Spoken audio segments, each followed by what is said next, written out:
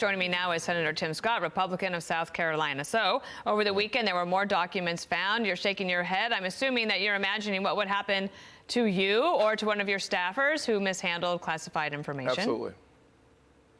Well, first thing we should think, Dana, how obnoxious are they really? The truth is that they suppressed the information before the election so that it would not have impact during the election. That sounds like a little bit of engineering from my perspective. And the second thing is the stench of hypocrisy coming from this administration is making the American people sick. It's one of the reasons why we have so little confidence in this administration and in government overall. I can't imagine this double standard in the justice system being applied on MLK Day to black folks versus white folks. Can you imagine how this administration continues to treat their friends and themselves versus President Trump or their adversaries? We can't have a two-tiered justice system in America. Someone you know well, Trey Gowdy, now used to be a colleague of yours, now a colleague of ours, yes, talked about this last night from a federal prosecutor level, just applying logic to the situation. Listen here. Do not be misled. The media wants to focus on the differences and ignore the glaring similarity. The question is whether those differences matter, legally or factually.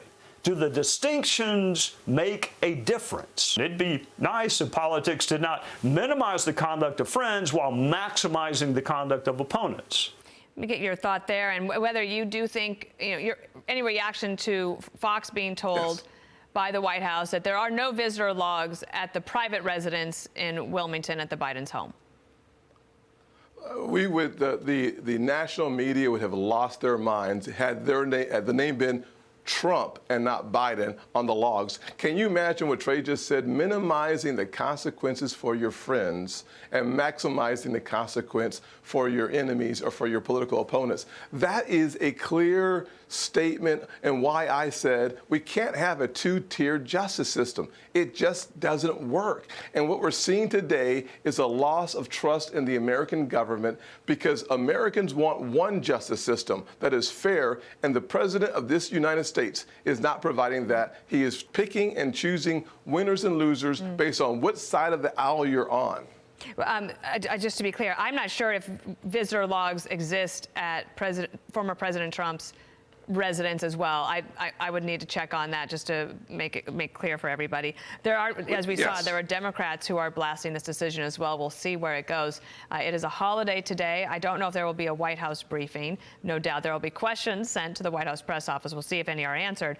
But I would like to spend a little bit of time with you to get your reflections today on Martin Luther King Day. Last year, I read your book, which was so good and so moving, and you talk about how you still believe in the wonderful big hope and dreams of America. Do you feel that way today? What would you say to people who are remarking on the legacy of Martin Luther King Jr.?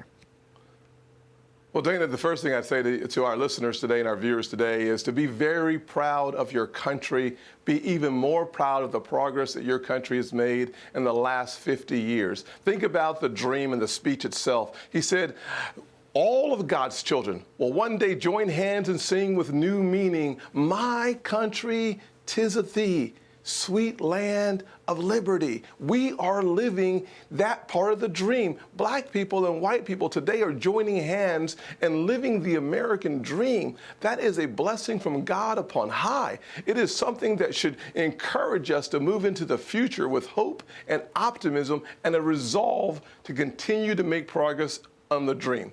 Here's what we need to be doing today. We should be talking about opportunity and not equity. We should be focusing our attention on the quality of the education in the poorest zip codes in this country, because education is the civil rights issue of our era. In 2023, it's not the color of your skin, it's how well you are educated. That will make the difference in your life. Maybe one last question then on a specific question. The education in this country across the board, in many places, it is suffering. And American children are not being taught what they need in order to compete in the future, to be in a position to take advantage of the opportunities afforded to them. So as a last question, what is something you think can happen this year from your perspective in the Senate that could make a big difference for kids and their parents in education? The Biden administration has decided to stop allowing charter schools to grow across this country.